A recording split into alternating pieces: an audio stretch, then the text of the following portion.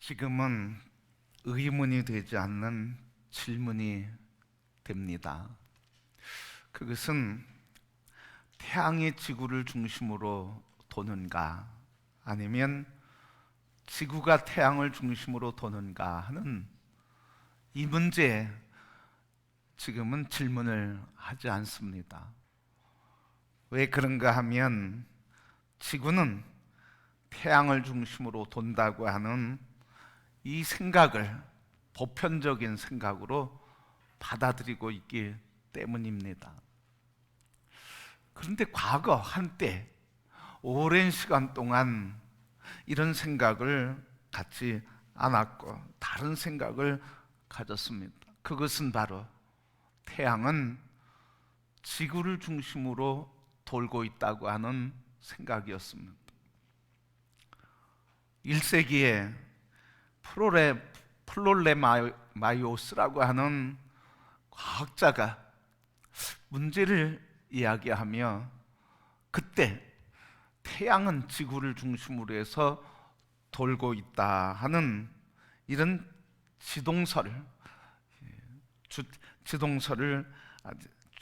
천동설을 구체화하게 되었습니다. 그때부터 1세기 초반부터 1400년 동안 사람들의 생각에는 지구가 중심이 되고 태양이 지구를 중심으로 돌고 있다고 하는 생각을 갖게 되었습니다. 그런데 16세기에 니콜라스 코페르니쿠스가 태양이 지구를 중심으로 도는 것이 아니라 지구가 태양을 중심으로 해서 돈다 하는 생각을 이야기하게 되었고 지동설을 주장하게 되었습니다. 이것을 확고하게 과학적으로 증명하면서 지동설을 주장한 사람이 있는데 그게 갈릴레오 갈릴리였습니다. 이 지동설, 지구가 태양을 중심으로 해서 돈다고 하는 이 주장을 하니까 사람들이 놀라면서 가장 놀란 것은 교회였습니다. 왜냐하면 교회가 당시에 세계를 움직이던 사람들이었으니까 교회가 그동안 믿었던 것은 바로 태양을 중심으로가 아니라 지구를 중심으로 세계가 돈다고 하는 생각이었습니다. 그러니까 교회가 이 문제에 대두되니까 심각한 문제에 부닥쳤습니다. 왜? 지금까지 지구 중심으로 가졌던 가치관과 세계관이 무너지고 흔들리게 되니까 종교 재판을 열었습니다. 그래서 갈릴레이를 불러가지고 네가 주장하는 지구 중심으로 돈다고 하는 태양을 중심으로 돈다고 하는 생각을 버려라, 부인해라. 그렇지 않으면 처벌하겠다는 겁니다. 그러니까 이 갈릴레오가 아주 약삭 빠른 사람이거든요. 그래서 법정에서 부인하고 면책을 받고 퇴정을 하면서 이런 얘기를 했다는 소리가 전해집니다. 법정을 남아가면서 한마디, 그래도 지구는 태양을 중심으로 돈다.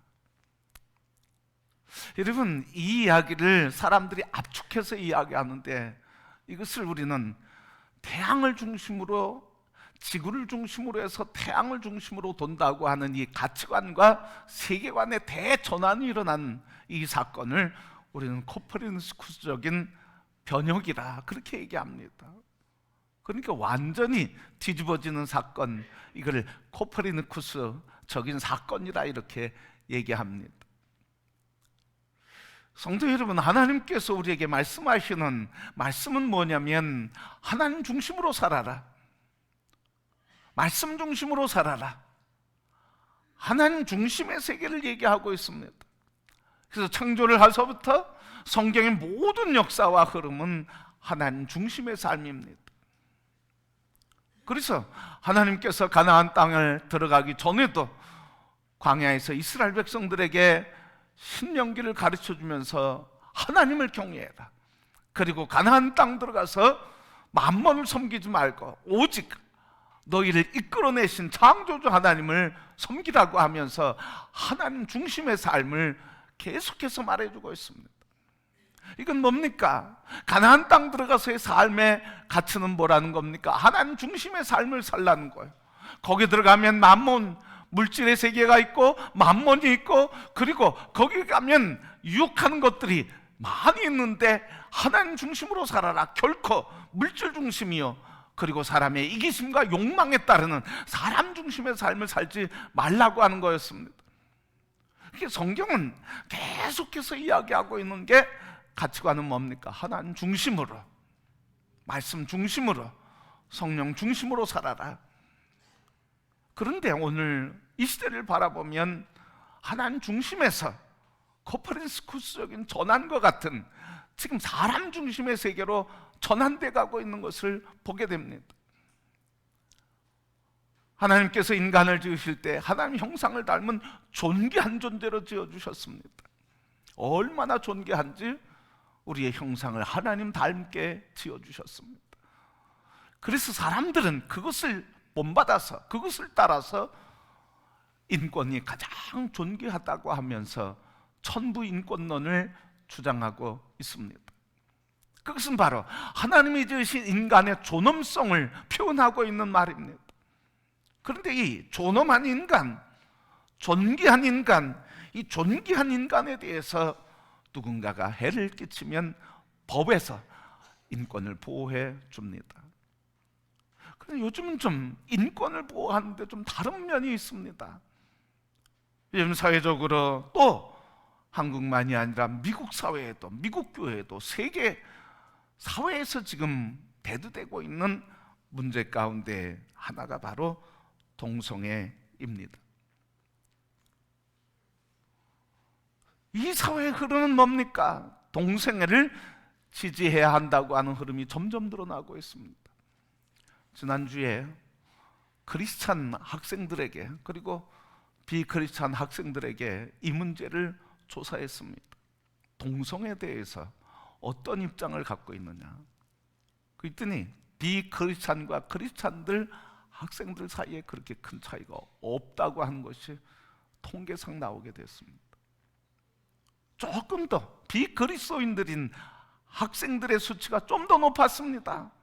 그런데 크리스찬인 학생들도 동성애에 대해서 지지하고 공감하는 지지율이 상당히 높게 나왔다고 하는 이야기입니다.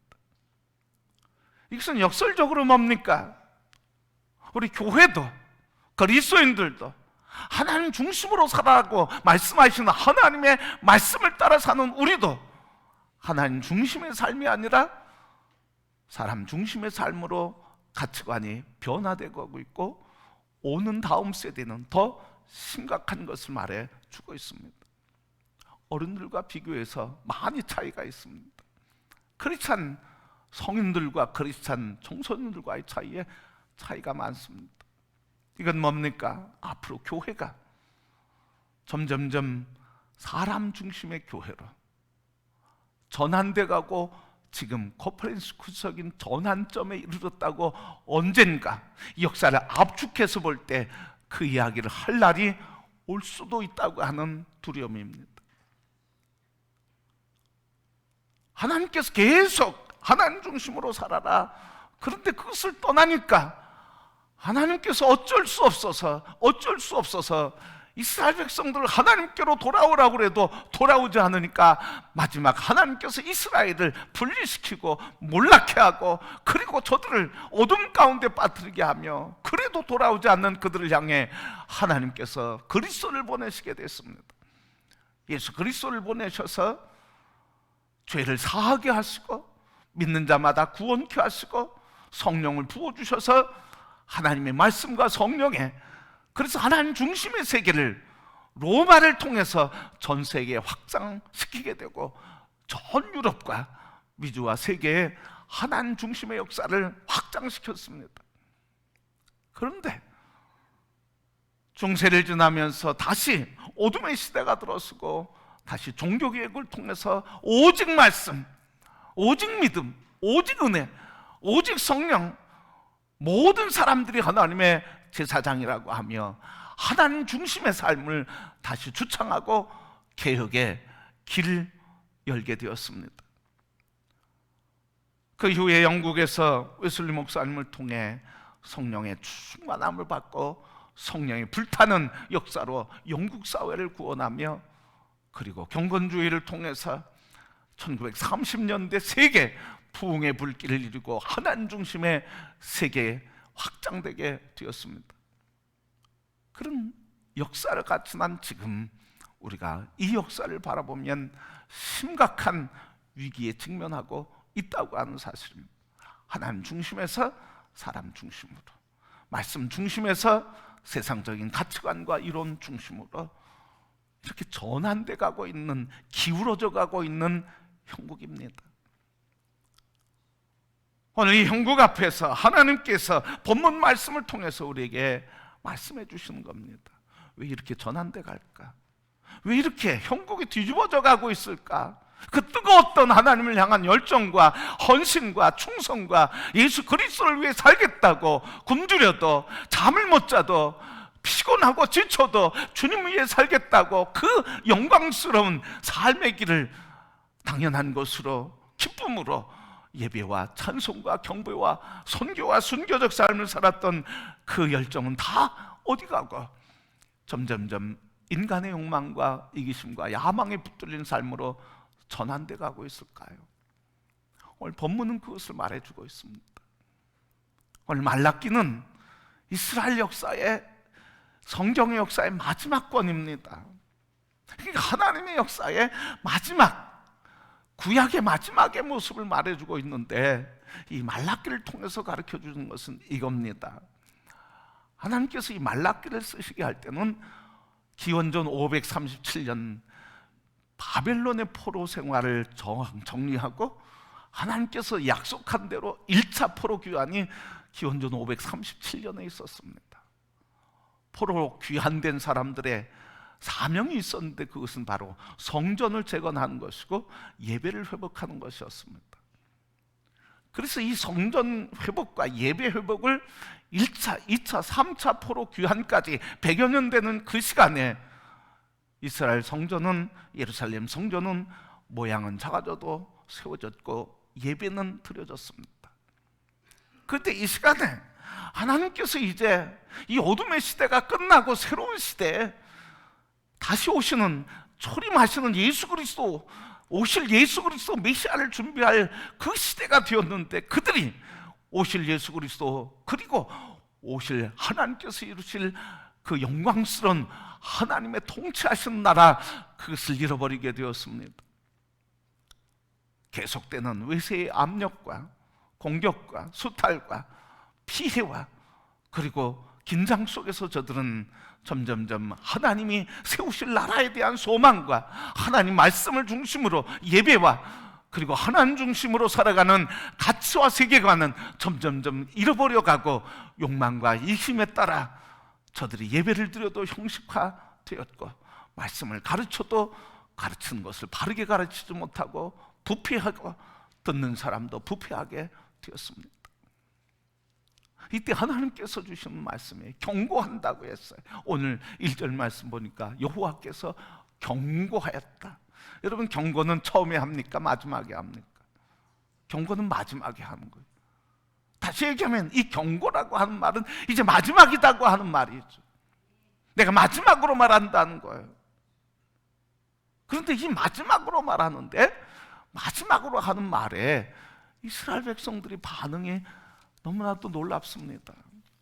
오늘 1절 말씀 보면, 2절 말씀 보면 여호와께서 이르시되 내가 너희를 사랑하였노라 하나 너희는 이르기를 주께서 어떻게 우리를 사랑하셨나이까 하는도다. 나 여호와가 말하노라 에서는 야곱의 형이 아니냐, 그러나 내가 야곱을 사랑하였고. 왜 이렇게 하나님의 부르심을 받고 보내심을 받고 포로에서 해방되고 하나님이 세우실 새 역사를 이루어가도록 하나님이 꿈을 갖고 그들을 보내셔서 지금 그 역사를 이루기 위해 하나님께서 때를 기다리시는데, 왜 이스라엘 백성들은 더 부패하고 이기심과 욕망과 양망과 그리고 예배를 드려도 형식화되었을까요? 얼마나 형식화됐는지 오늘 본문 말씀에 보면 하나님께서 탄식을 하고 있어요. 탄식을 하는데, 하나님께서 얼마나 탄식하는지. 오늘 본문 이하의 말씀 보면 10절 이하의 말씀 보면 하나님이 이렇게 얘기하셨어요. 제발 누군가가 예배를, 성전의 문을 막으면 좋겠다. 하나님 앞에 예배드리는 그 예배의 성전, 그 성전문을 누군가가 닫았으면 좋겠다는 거예요. 왜? 그 드리는 예물이 하나님을 모욕하고 그 드리는 예배가 하나님을 모독하기 때문에 내가 예배를 받고 싶지 않으니 이 성전의 문을 누군가가 닫았으면 좋겠다는 거예요. 그러면서 하시는 말씀이, 나 여호와를 경외하지 않고 너희들은 예배 드린다고 하지만 너희들 마음대로 예배를 드리는구나. 사람 중심의 예배, 자기 만족의 예배를 드렸지 하나님의 기쁨과 만족의 예배를 드리지 않았다고 하는 것이고, 하나님 중심의 예배가 아니라 자기 중심의 예배를 드렸다는 거예요. 이게 바로 말세의 징조입니다. 시대의 말세의 징조는 자기의 이익과 이윤과 기쁨과 즐거움에 만족해서 드리는 예배가 말세의 예배예요. 하나님이 기뻐하시냐 기뻐하지 않느냐는 관심이 없습니다. 그건 관심이 있어도 두 번째입니다. 먼저는 내가 기뻐해야 돼. 먼저는 내가 즐거워야 하나님을 믿는 믿음인 것처럼 생각해. 하나님께서 그 모습을 보면서 탄식하시는 거예요. 탄식하시는 거예요. 오늘 우리 성도 여러분, 우리 안에는 나 중심의 신앙은 없는가? 나 기쁨의 신앙만은 갖고 있지는 않는가?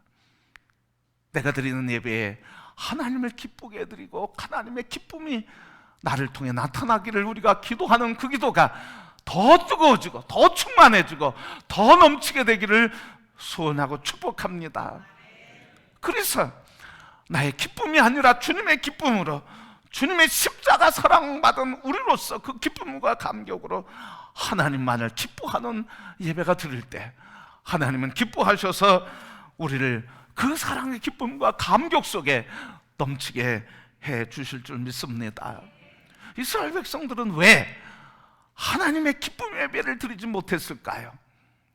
그리고 하나님께서 새 나라를 건설하려고 하는 이 사명과 비전을 왜 잃어버렸을까요? 그것은 한마디로 하나님의 은혜를 잃었기 때문에 그렇습니다. 오늘 본문 말씀 2절에 있는 것처럼 내가 너희를 사랑하였는데, 내가 너희를 사랑했다. 그런데 이스라엘 백성들은 뭐라 그럽니까? 하나님이 우리를 어떻게 사랑했습니까? 무슨 말이에요? 사랑하지 않는다는 거예요. 사랑한다고 하면 지금 환경이 바뀌어야 되지 않습니까? 나라가 바뀌어야 되지 않습니까? 지금 이 외세위에서 억눌리고 공격당하고 피해 입고 비참하게 살아가는 이 상황 하나님께서 정리해 주시고 회복해 주셔야 되는 거 아닙니까? 그렇지 않은데 뭘 사랑한다고 하십니까? 하나님이 나를 사랑한다고 하면 내가 아파하는 문제, 고민하는 문제, 힘들어하는 문제, 이거 해결해 주셔야죠. 내가 기도하는 거 하나님 응답해 주셔야죠. 오늘 우리가 기도 드릴 때, 우리가 하나님 앞에 기도할 때 우리가 그런 기도하지 않습니까? 하나님 정말 사랑하고 살아계신다고 하면 이 문제 해결해 줘야 되지 않습니까? 해결하지 않는 걸 보니 날 사랑하지 않는 것 같습니다. 이거예요, 여러분. 그러니까 하나님의 은혜를 잃어버린 거예요. 그런데 하나님께서 뭐라고 하세요? 얼마나 사랑하시는지. 에서는 미워하였고 그 산들은 황폐하게 하였고, 3절에 그 산업은 광야에 이르게 넘겼고, 4절 에돔은 말하는데 우리가 무너뜨림 당한 것, 황폐된 곳에 다시 싸우리라 하지만 남한군의 여호와는 그들을 싸울지라도 나는 헐리라. 사람들이 그들을 일컬어 악한 지역이라 할 것이고 여호와의 영원한 진노를 받은 백성이라 할 것이라. 에서를 미워하고 야곱을 사랑했다, 이스라엘을 사랑했다. 얼마나 사랑하는지. 에서를 무너뜨리고 저들이 다시 세우겠다고 해도 내가 흩어져 버리고 그렇게 내가 너희를 사랑했다 하는 말씀이에요. 그런데 저들은 뭐라 그럽니까? 언제 사랑했습니까? 어떻게 그렇게 사랑했습니까? 그 사랑을 잃어버린 거예요. 여러분, 하나님의 사랑, 곧 하나님께서 이스라엘 백성들 값없이 주신 그 사랑, 그 은혜를 잃어버리면 인간은 타락하게 된다는 거예요. 언제 타락해요? 은혜를 잃어버리면. 은혜는 뭡니까? 내가 받을 자격이 안 되고 조건이 안 되는데 내게 주었다고 하는 고백이 은혜라고 하는 고백이에요. 근데 은혜를 잃어버린 건 뭐예요? 나는 자격이 안 된다고 하는 겸손함이 없어진 거예요. 내가 당연히 받을 것을 받는다고 하는 거예요. 그래서 당연히 받을 걸 받지 않고 주지 않으면 원망이 생기는 거예요. 그러니까 이스라엘 백성들은 지금 하나님 앞에서 은혜를 잃어버렸어요. 마치 자기가 당연한 권리가 있는 것처럼, 받을 권리가 있는 자처럼 착각하고 있어요. 그러니까 하나님이 베푸신 은혜를 느끼지 못하고 누리지 못하는 거예요. 두 번째, 은혜를 누리지 못하는 이유는 뭡니까? 첫 번째, 교만한 것이고, 두 번째는 은혜를 누리지 못하는 이유는 바로 하나님의 은혜 앞에서 교만하게 지게 되고 교만한 것이고, 이 하나님의 은혜 앞에서 당연한 것으로 생각하고, 그리고 하나님의 은혜에 대해서 순종하지 않아. 하나님 말씀하시며 주셨다 그러면 주신 줄 알아야 되는데 무슨 생각하는 거예요? 자기 생각해요. 하나님 주신 게 무슨 수준에 미달해요? 자기 수준에 미달했어요.